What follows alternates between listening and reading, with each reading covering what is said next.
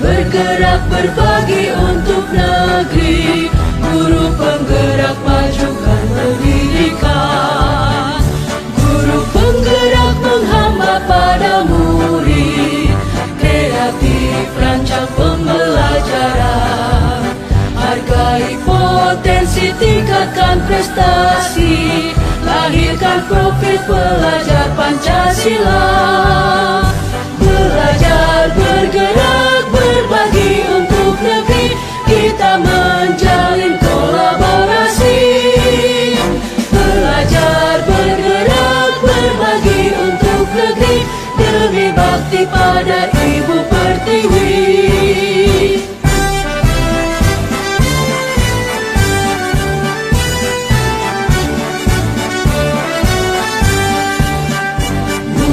Halo, selamat siang. Nama saya Putri Kristiani. Saya merupakan pengajar di SDG 9 Kusuman di kelas 5. Pada siang hari ini kami sudah menerima materi tentang diseminasi disiplin atau budaya positif dari Kepala Sekolah kami, Ibu Putri Tanjungsari. Dan dari hari ini pembelajaran yang kami terima, saya sangat terkesan sekali dengan materinya, karena selama ini ternyata di sekolah ini masih ada sesuatu yang belum tepat, belum sesuai dengan materi yang disampaikan tadi. Tapi dengan apa yang sudah disampaikan tadi, saya sudah berkomitmen untuk menjadi seorang guru yang akan berperan sebagai seorang manajer di kelas saya. Saya akan berusaha untuk menumbuhkan motivasi belajar siswa itu secara internal dan dalam diri mereka sendiri, dan menjadi manajer di kelas. Dengan paradigma baru,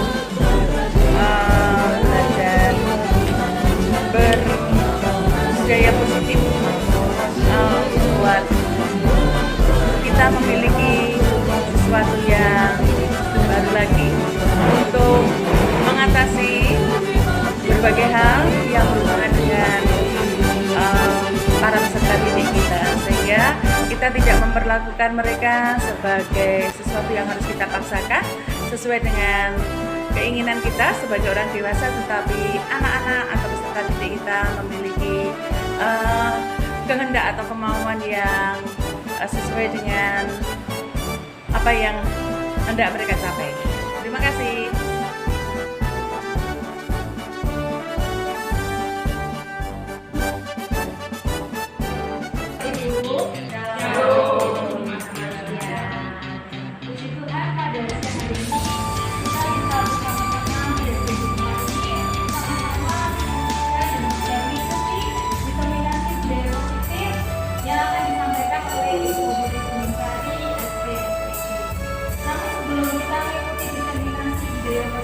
Marilah terlebih dahulu kita bersama-sama menghadap Tuhan dalam doa agar acara pada hari ini diberikan kelancaran. Mari kita berdoa. Selamat siang Bapak, selamat siang Yesus, selamat siang Roh Kudus. Sungguh kami bersyukur Tuhan pada siang hari ini kita telah bersama-sama sekolah kami di sekolah ini untuk bersama-sama mengikuti diseminasi budaya positif yang benar. Tuhan kiranya Kau sendiri yang memberkati supaya acara pada hari ini berjalan dengan lancar. Kami yang akan menyampaikan materi supaya beliau berkesan dan juga kebijaksanaan sehingga bisa menjelaskan dengan baik, dan kami sendiri bisa belajar Tuhan dari apa yang disampaikan beliau dan bisa mengaplikasikannya dalam kegiatan pembelajaran kami di kelas kami masing-masing. Terima kasih Tuhan, kami menyerahkan kegiatan hari ini hanya di dalam perkenan nama Tuhan Yesus Kristus. Haleluya. Amin. Baik, Bapak Ibu, langsung saja marilah kita mendengarkan penjelasan dari Ibu Putri Tanjungsari yang akan menjelaskan tentang diseminasi budaya positif. Selamat siang. Selamat siang. Sehat semua ya, Sehat. Makin semangat setelah melayani anak-anak di kelas. Semangat. Ya. Bapak Ibu yang saya hormati, hari ini istimewa buat kita karena kita akan belajar bersama tentang satu materi yang esensial di dalam kita mengerjakan tugas pelayanan kita di sekolah ini. Budaya positif. Ada yang pernah mendengarnya atau mempelajarinya?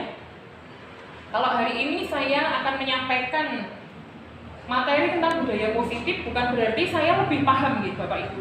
Hanya saja saya sudah mempelajari materi ini terlebih dahulu daripada yang belum menerimanya. Nah, hari ini kita akan berproses bersama belajar tentang satu hal yang bisa jadi ini baru buat kita. Budaya positif adalah, tadi saya mengatakan, ini unsur yang esensial di dalam kita melayani anak-anak kita. Mengapa?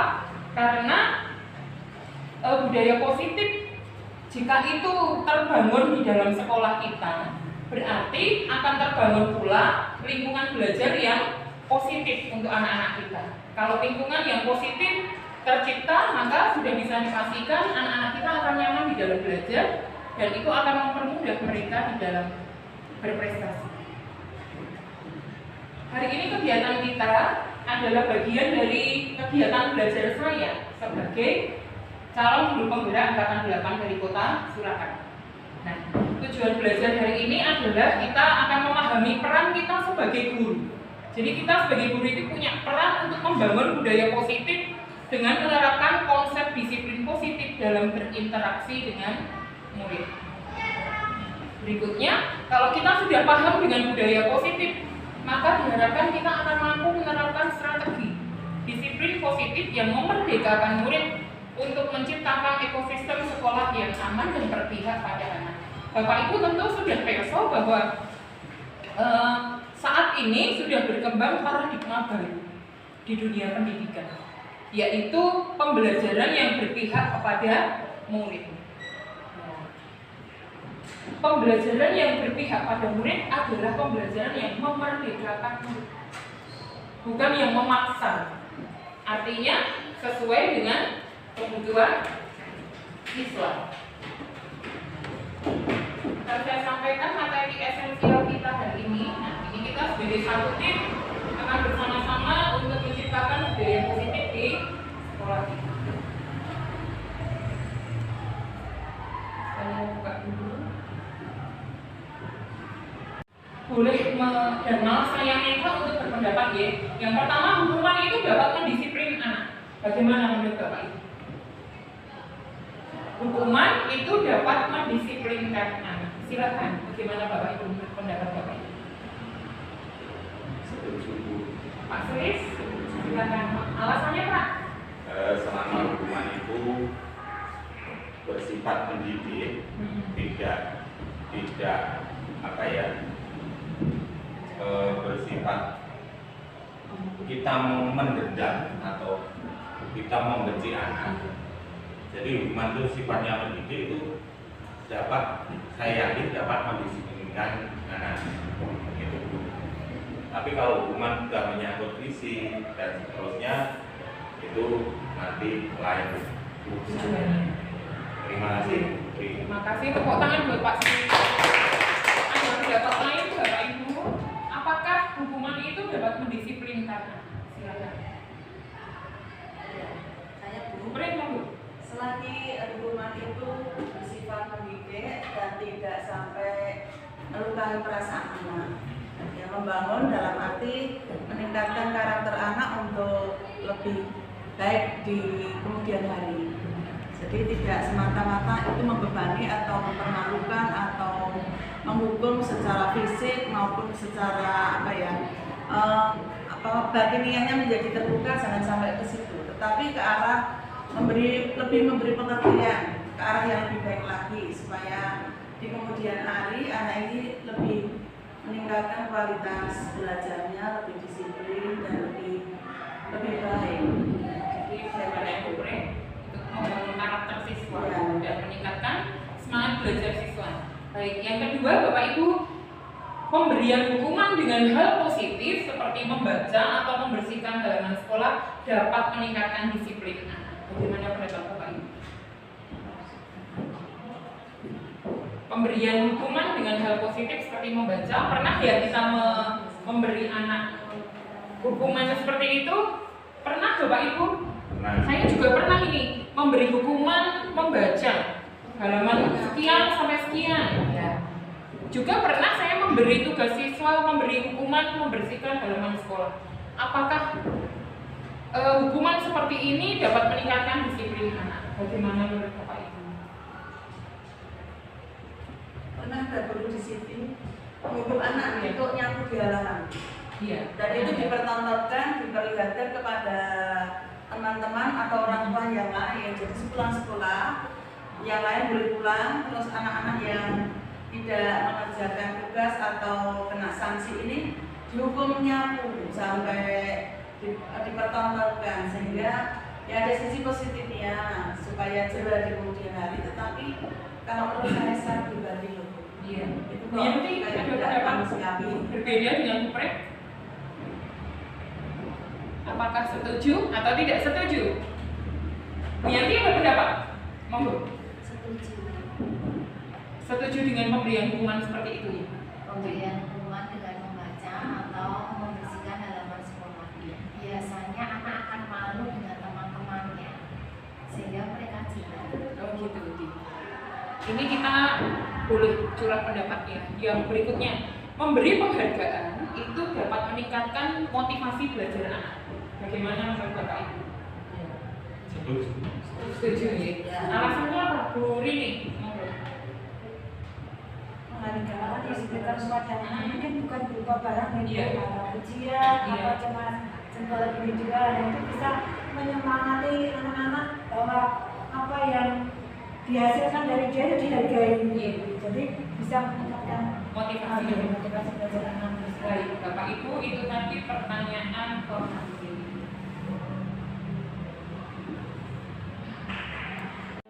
Materi hari ini yang akan kita pelajari.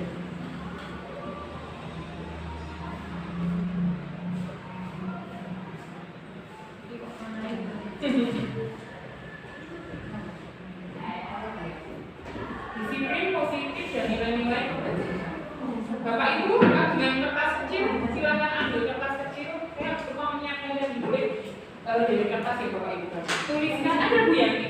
Ada di. Oh iya, ini masih ada stikernya. Nah ini, silakan tuliskan. Jangan sampai tahu siapapun gitu. Yang kalau sudah ditulis ya Bapak. Rahasia. Gak boleh kriminal, rahasia. Pak Bos sudah masuk belum ya? Oh iya. Bapak Ibu tolong tuliskan sesuatu, boleh itu barang, boleh itu orang, nama orang yang menurut panjenengan itu sangat berharga dalam kehidupan Bapak Ibu. Boleh tuliskan barang, boleh tuliskan nama seseorang yang itu menurut panjenengan adalah sangat berharga. Menurut Bapak Ibu itu berharga. Sudah? Itu berupa pujian atau apa? Nama sesuatu yang ini, yang berharga. Nama orang boleh, sesuatu benda, nama orang juga boleh. Kepercayaan. Yang berharga.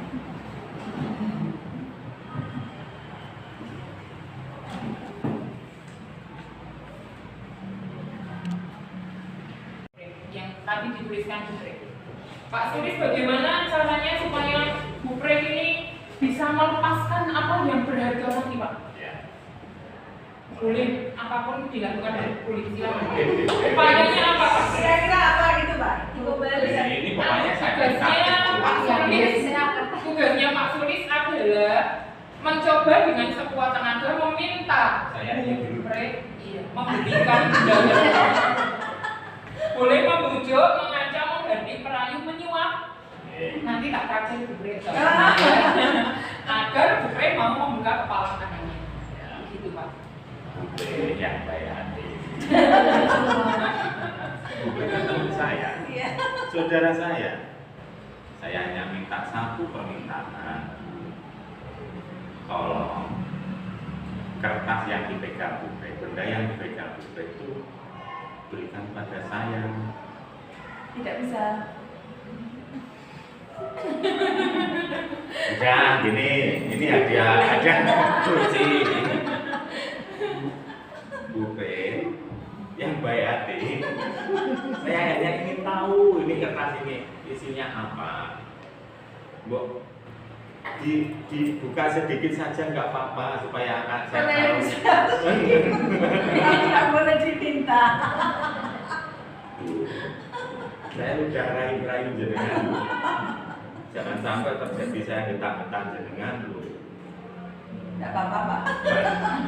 Nanti toh itu kalau dibuka juga nggak apa-apa, nggak sakit, nggak apa-apa. Hanya saya ingin tahu benda apa yang panjenengan sangat hargai di kehidupan panjenengan. Gimana, Bu? Tidak boleh, Pak. Saya minta loh, Bu. Tidak boleh. Saya paksa loh. Silakan. Sudah. Sudah. Berhasil? Enggak. Tidak berhasil. Juga nggak dilepas oleh dosen. Apa pelajaran yang bisa kita dapatkan dari sini?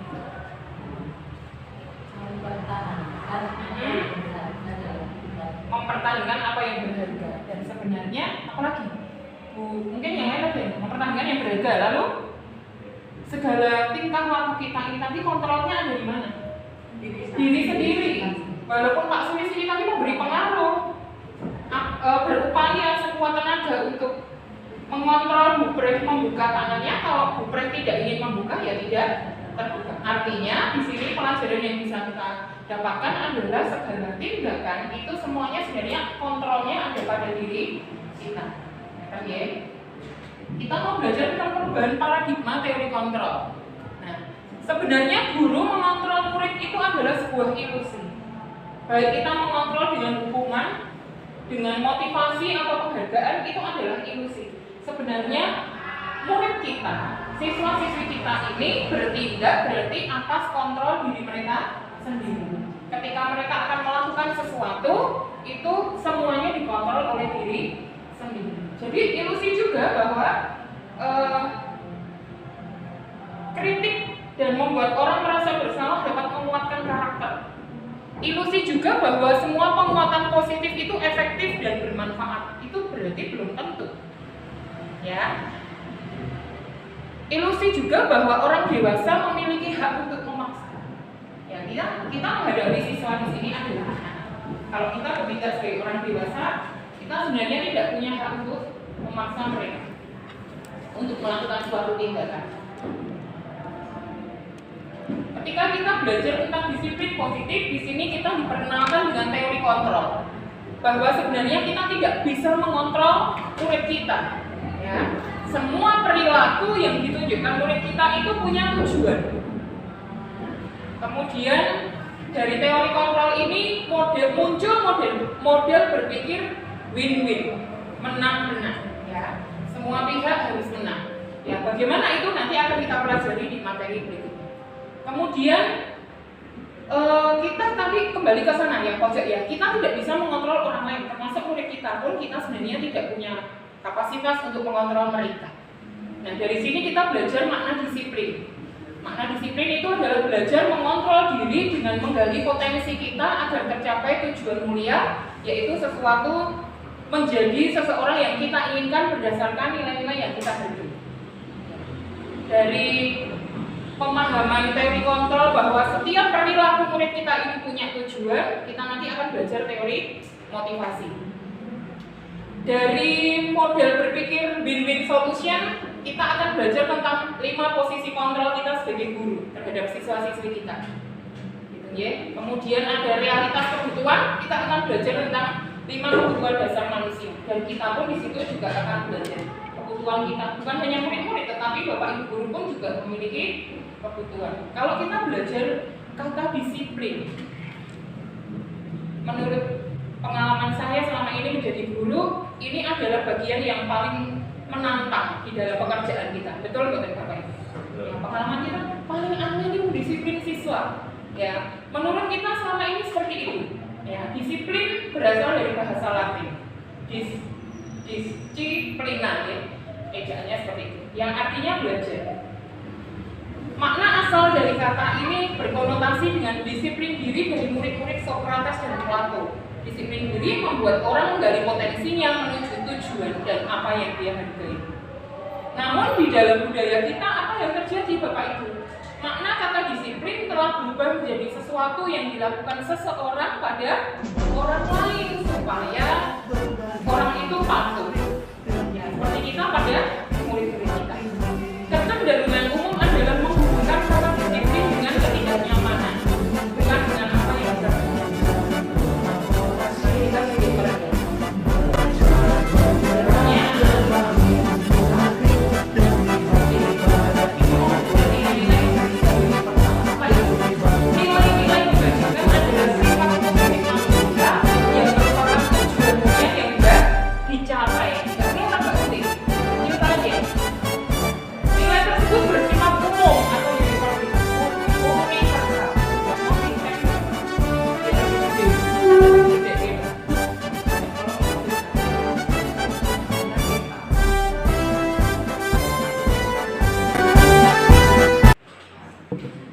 narkoba kalau di menghargai diri sendiri,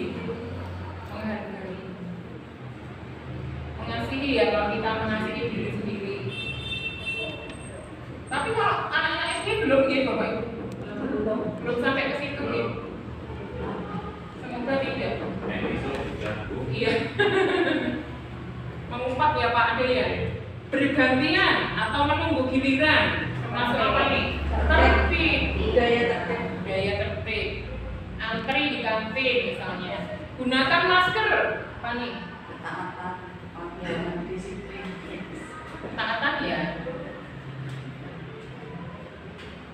Jangan berlari di kelas atau koridor. Sopan. Ya. Sopan. Kira-kira ini Bapak Ibu nilai-nilai kebajikan yang akan diyakini anak-anak untuk dikerjakan, dilakukan di kelas proses bersama. Ini kita cek. Tanggung jawab, menghormati orang lain.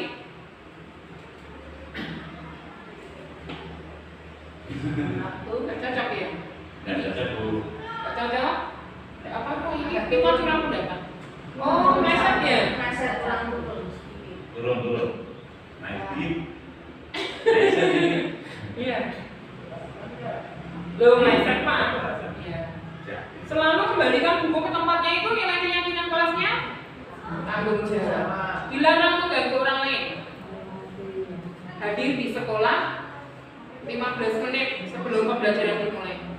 Oh, tepat waktu itu menghormati orang lain. Ternyata nek pelatih mengganggu temannya juga kok. Ya kan?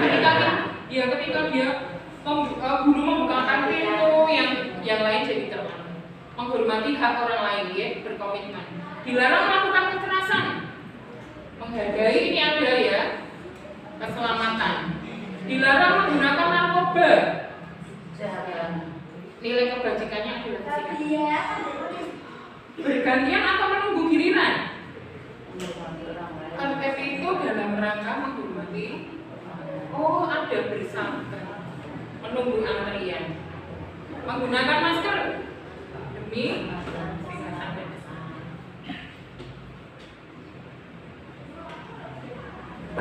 Tadi saya maksud Bapak Ibu bahwa setiap orang di dalam bertindak dan bertingkah laku pasti didasarkan pada motivasi.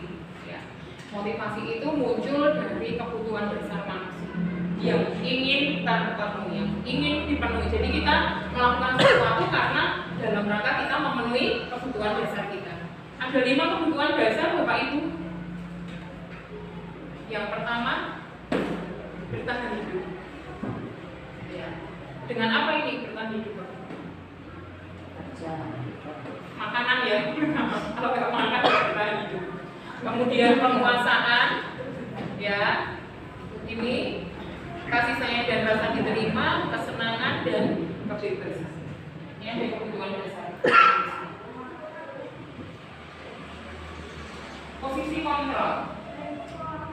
Mari kita sedikit merenung Bapak Ibu. Ketika kita menjadi guru selama ini, kita tentu sudah seringkali menghadapi siswa yang itu kita anggap melanggar atau tidak melakukan nilai kebajikan. Tulisannya kekecilan kan?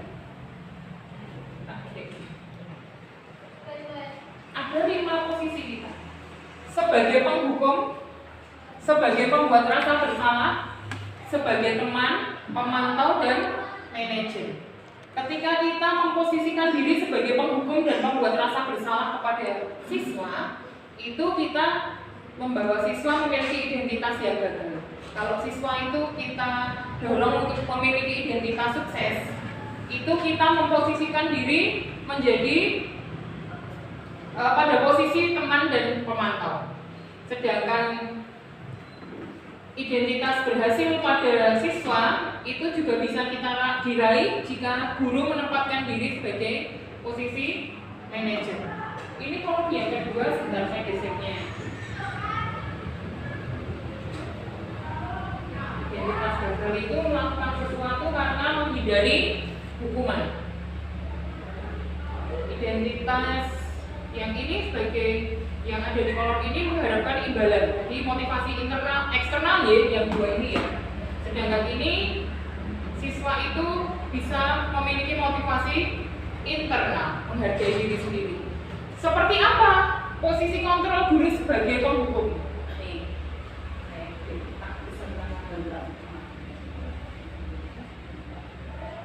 Menghardik, menunjuk-nunjuk, menyakiti, menyindir, membentak. Kalau kamu tidak melakukannya, awas ya, rasakan. Nah, itu penghukum ya. Kemudian kalau ini sebentar malah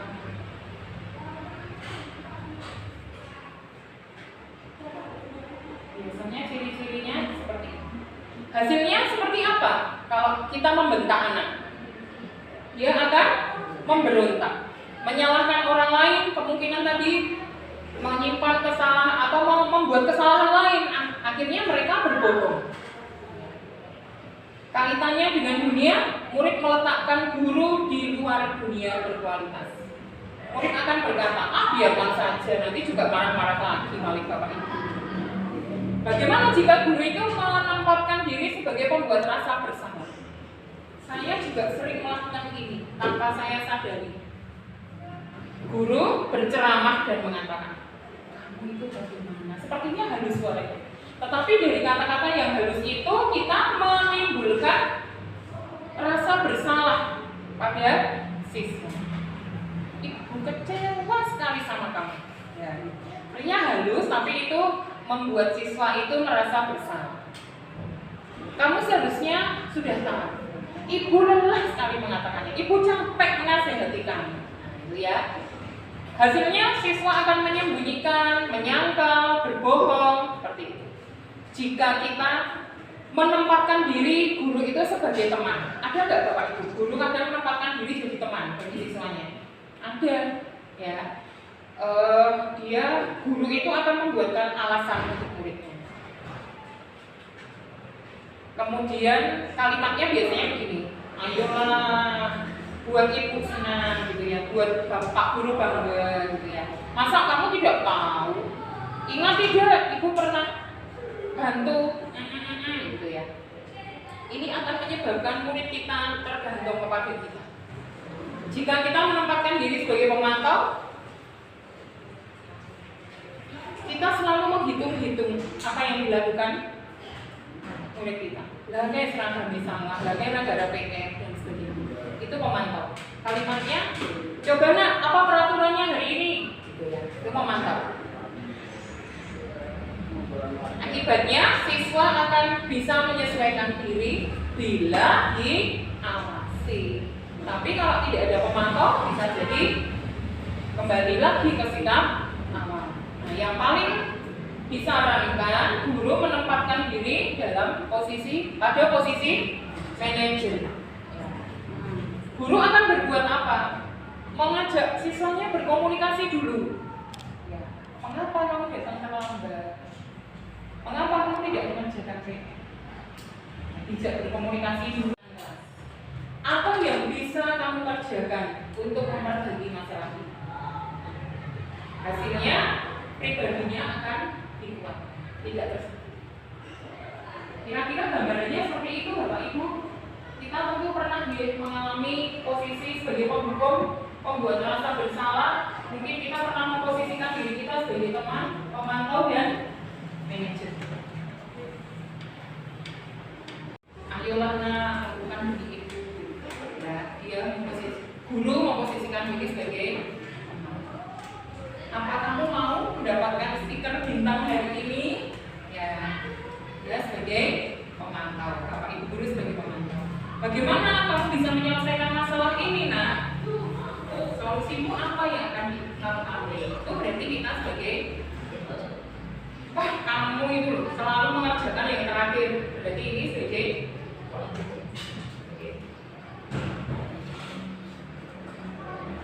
ini yang terakhir Bapak Ibu. Materi yang terakhir tentang restitusi nanti. Restitusi itu adalah tanggapan di mana kita memberi ruang kepada siswa untuk memperbaiki diri. Ya, ada langkah-langkahnya. Yang pertama adalah menstabilkan identitas, kemudian memvalidasi kebutuhan dan menanyakan keyakinan. Langkah kita kalau menghadapi siswa yang kita anggap itu melanggar nilai kebajikan ini, kalau kita memposisikan diri sebagai posisi manajer, yang paling ideal adalah kita sebagai guru menempatkan diri sebagai manajer, bukan pembuat rasa bersalah atau bahkan penghukum. Langkahnya ini Bapak Ibu, yang pertama menstabilkan identitas. Kalau ada siswa yang salah, kita katakan, nah setiap orang pasti juga pernah melakukan kesalahan. Itu kita menstabilkan identitas. Bisa juga kalimatnya, kamu bukan satu-satunya siswa yang pernah melakukan ini. Berikutnya, validasi kebutuhan. Kalimat berikutnya yang bisa kita sampaikan kepada siswa. Nah, kamu tentu punya alasan mengapa melakukan ini. Gitu ya. Dan tahap yang ketiga, kita ingatkan anak-anak kita tentang keyakinan kelas. Contoh ketika siswa terlambat, kita ingatkan keyakinan kelasnya apa? Oh, disiplin waktu. Oh, datang tepat waktu. Pasti siswa akan ingat karena tadi sudah kita libatkan di dalam pembentukan keyakinan kelas. Ini langkah-langkah Bapak Ibu di dalam menghadapi siswa yang mungkin kita anggap melanggar nilai-nilai kebajikan. Bapak Ibu, kita sudah selesai dengan materi budaya positif. Saya ajak Bapak Ibu, hal baru apa kira-kira yang akan merubah paradigma saya saat ini setelah mendapatkan materi. Atau sebelum refleksi, saya mau memberi waktu kepada Bapak Ibu dulu untuk terima kasih sekali lagi, tetap semangat di dalam melayani siswa. Tidak lupa salam sehat dan bahagia selalu. Waktu selanjutnya saya serahkan kepada Bu Kunti sebagai pembawa acara pada siang hari. Demikian tadi pemaparan materi dari Ibu Putri yang telah menyampaikan diseminasi disiplin positif. Kita berikan pos dulu untuk luar biasa nih Bapak Ibu, banyak sekali pelajaran-pelajaran baru yang kita ini. Kemarin kita masih melakukan hal yang tidak sesuai dengan yang disebutkan tadi. Semoga mulai hari ini karena kita sudah paham materinya, kita sudah tahu tentang materinya tadi sudah kita pahami dengan baik. Semoga kita bisa mengaplikasikannya. Kasih Tuhan buat masalah belajar banyak hal, mengapresiasikan dalam kehidupan kegiatan belajar di sekolah ini, khusus di dalam kami terhadap anak didik serta didik yang percayakan kepada kami sehingga kami boleh menanamkan nilai-nilai positif di dalam kehidupan anak kami. Demikian juga pada Bapak Ibu guru semuanya, biarlah apa yang kami dapatkan kali ini boleh menjadikan pembelajaran yang berharga bagi kami semua, bahwa kami tidak bisa memaksakan segala sesuatu yang pada terima kasih Tuhan telah memberkati dan ini usaha yang sudah menyampaikan materi ini kepada kami, biarlah tambah-tambahkan hikmat sehingga kesempatan yang akan datang mungkin dijawab menjadi baik lagi kelas sekolah ini menanamkan budaya positif di lingkungan masyarakat. Terima kasih Bapak, tidak ada hal-hal yang tidak berkenan kepadamu di dalam penyampaian materi saat ini, biarlah Tuhan juga berkati kami semua. Hanya di dalam nama Tuhan kami Yesus Kristus kami berdoa. Amin. Budaya positif. Siap. Budaya positif. Siap.